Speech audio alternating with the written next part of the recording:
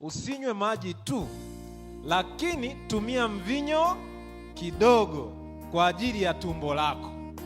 Sasa, je, mvinyo kidogo kwa ajili ya tumbo lako, huu mstari wa Biblia unahalalisha matumizi ya pombe? Sasa sikia nikueleze. Mvinyo lilikuwa ni zao la mzabibu, na katika nyakati zile za kale zabibu ilikuwa inakamliwa kama juice fresh, lakini kuna wakati ilikuwa inaachwa inachacha, lakini kuna wakati pia ilikuwa inatumika kutengeneza pombe. Sasa katika tafsiri ya Good News Bible, wakati hili fungu linatolewa, tumia mvinyo kidogo kwa ajili ya tumbo lako, tafsiri ambayo inakaribiana na lugha za awali inasema tumia wine kidogo ku help your digestion, kusaidia mmeng'enyo wako wa chakula. Sasa hii inayozungumziwa hapa ni sawa na pombe tunayoipigia kelele leo? Sasa nifuatilie kwa makini.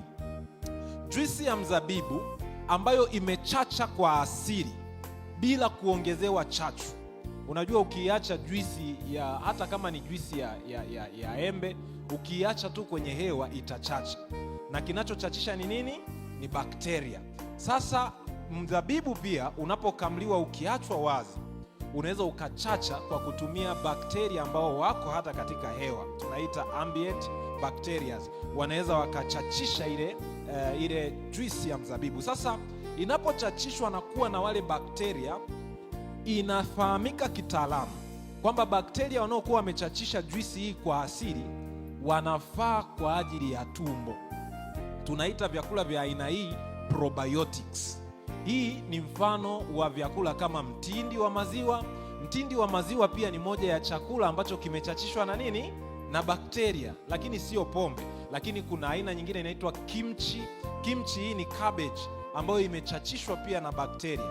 Hivi vyakula pamoja na kombucha, pamoja na tempe ni soya iliyochachishwa. Hivi huwa vinamsaidia mwanadamu kupata bakteria wazuri wanaosaidia kubalansi mfumo wake wa nini? Wa umeng'enyaji. Na unaweza ukafuatilia kwenye jarida hilo nimerecite hapo la Brazilian Archives of Biology and Technology. Sasa tuendelee mbele. Kinachochachisha ni bakteria, na maana yake ni kwamba kumbe manufaa ya mvinyo kwa ajili ya tumbo ilikuwa ni kwa sababu ya hawa bakteria wazuri wanaopatikana ndani ya nini? Ya hiyo juice, hiyo grape juice. Sasa je, utengenezaji wa bidhaa za leo za pombe unafanana na hiki ambacho Timotheo alikuwa anakizungumzia? Utengenezaji wa leo wa pombe unatumia kitu tunakiita yeast. Yeast ni kama fungus. Kwa hiyo katika uchachushaji wa vyakula vinaweza vikachacha kwa sababu ya bakteria au vikachacha kwa sababu ya fungus. Sasa uchachushaji wa bakteria huwa haupelekei utengenezwaji wa pombe, bali unapelekea utengenezwaji wa asidi. Inaweza ikawa ni lactic acid, inaweza ikawa ni acetic acid ambayo tunaiona kwenye vitu kama siki. Lakini kinachopelekea utengenezwaji wa alcohol ambayo ni pombe ni uchachushaji wa fungus. Hawa fungus ndio ambao sisi tunawaita amira. Wanaweza wakatumika kwenye uzalishaji wa pombe, lakini wanaweza wakatumika pia kwenye uzalishaji wa mikate. Hizi zote ni amira. Sasa matokeo ya matumizi ya hizi amira ni nini? Hizi amira hazina urafiki wowote kwenye tumbo. Zinapokuwa ndani ya tumbo, mara nyingi huwa zinapelekea tumbo kujaa gesi sana, lakini pia kadri wale chachu wanavyozidi kuferment wanaweza kukusababishia pia maumivu ya nini? Ya tumbo. Kwa hiyo ikiwa Timotheo alikuwa anamaanisha mvinyo wa pombe tunazozijua leo, asingekuwa sahihi, kwa sababu ile chachu inayochachusha kutengeneza pombe si rafiki kwa nini? Kwa tumbo. Twende mbele zaidi.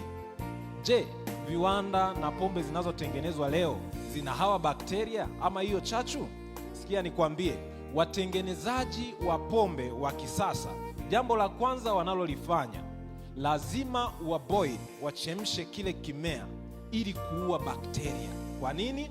Bakteria wale wazuri tunaowahitaji tumboni, wanapoingia kwenye pombe wanabadilisha ladha ya nini? Ya pombe. Pombe inakosa ile ladha ambayo imezoeleka kwa wale wanaotumia. Lakini jambo la pili, kadri ile chachu inavyochachua pombe, ile pombe inapozidi kuongezeka kiwango cha alcohol, kumbuka kwamba alcohol ikiwa nyingi sio rafiki kwa bakteria. Ndio maana mnajua hata wakati wa corona tulikuwa tunanawa na sanitizer. Sanitizer zina kiwango kikubwa cha alcohol. Kwa hiyo alcohol wanaua nini?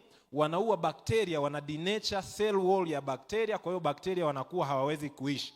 Kwa hiyo kwenye hivi viwanda alcohol content inapoongezeka, lakini pia na pH kushuka, hiki ni kiwango cha uasidi kuongezeka, zinasababisha bakteria wale wasiweze kukaa kwenye nini? Pombe.